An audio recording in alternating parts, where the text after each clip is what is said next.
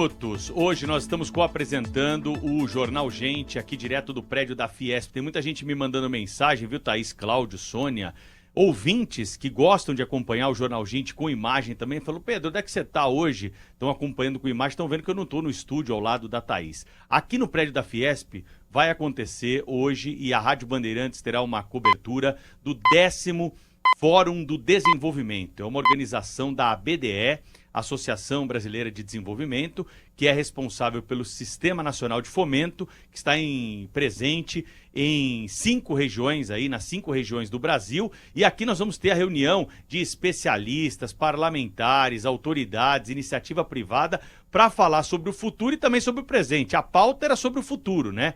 Economia, a questão social, as mudanças climáticas, para onde vamos, mas com esse tarifaço eu tenho certeza que esse assunto vai entrar em pauta aqui, porque tem muito representante de micro, pequena empresa que já chegou por aqui, está preocupado com essa situação, está preocupado também com a situação do crédito, o financiamento desse crescimento do Brasil estará em pauta aqui daqui a pouquinho, então mais informações na Rádio Bandeirantes.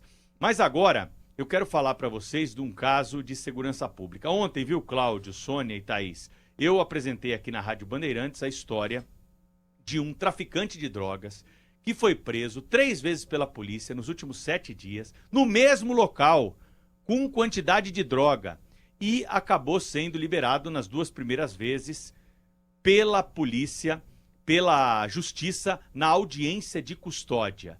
E o que nós tivemos a partir daí? Ao longo do dia, eu fiquei sabendo que tem um bandido lá no Rio de Janeiro, um criminoso, que já foi preso pela polícia mais de 80 vezes. Ele já foi detido 80 vezes e continua em liberdade. Esse caso de São Paulo ficou até pequeno. Mas como eu tenho aqui o desfecho desse caso para vocês, depois que nós levamos ao ar ontem essa história, ele tinha sido preso no dia 28 de julho, na favela Parque do Gato. Foi levado para o 2º DP, 2ª Delegacia de Polícia de São Paulo. Lá foi fichado, prisão em flagrante, foi encaminhado para audiência de custódia. Na audiência de custódia, ele foi solto pelo primeiro magistrado desse caso aqui, que foi o Dr. Leonardo Fernando de Souza Almeida. Depois disso, ele foi novamente preso, porque ele foi colocado em liberdade, voltou para a favela lá, Parque do Gato, e continuou traficando drogas. Foi preso com quantidade de droga no dia 2 de agosto pela Polícia Militar. Foi levado para o mesmo distrito policial, foi feita a ocorrência e ele foi parar numa audiência de custódia. Aí o juiz Daniel Emídio Martins foi o responsável pela liberação do traficante de drogas. A Polícia Militar continuou patrulhando a favela Parque do Gato e anteontem, dia 4 de agosto, localizou o mesmo criminoso lá na favela. Só que depois que nós trouxemos essa história ontem aqui, na audiência de custódia, nós tivemos finalmente um desfecho diferente.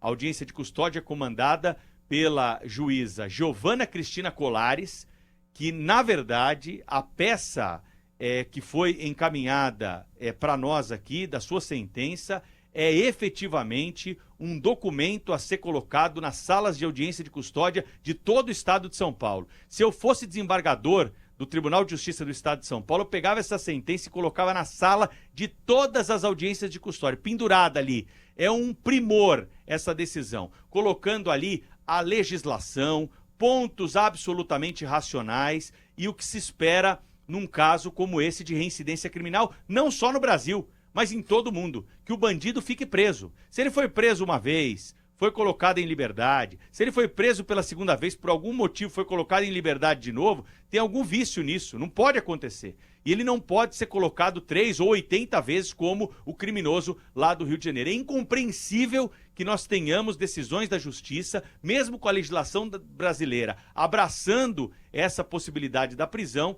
dando a oportunidade de liberdade para esses criminosos. Então, parabéns a essa juíza, e se o Tribunal de Justiça de São Paulo quiser fazer mesmo justiça, pega a decisão dela de ontem, da audiência de custódia, manda imprimir e colocar em cada sala de audiência de custódia para servir de exemplo do que deve ser feito e como nós devemos seguir a nossa legislação para casos semelhantes. E aí eu me pergunto, não é, Pedro? Não tem.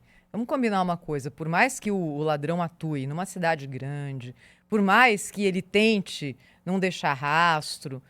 Essa pessoa que tem 80 passagens pela polícia, em algum momento, cometeu mais de um crime no mesmo lugar. É muito provável que dessas 80 vezes em que ele foi flagrado cometendo um crime, em muitas delas fosse a mesma equipe de policiais que foi lá, prendeu e levou para a delegacia. Ou seja, o cidadão olha para a polícia e fala: olha eu aqui de novo. Vocês vão me prender e daqui a pouquinho eu estou aqui de volta. Não é possível. 80 vezes que a pessoa é presa, roubando e volta para a rua na sequência. Não sei mais o que a gente precisa fazer, né?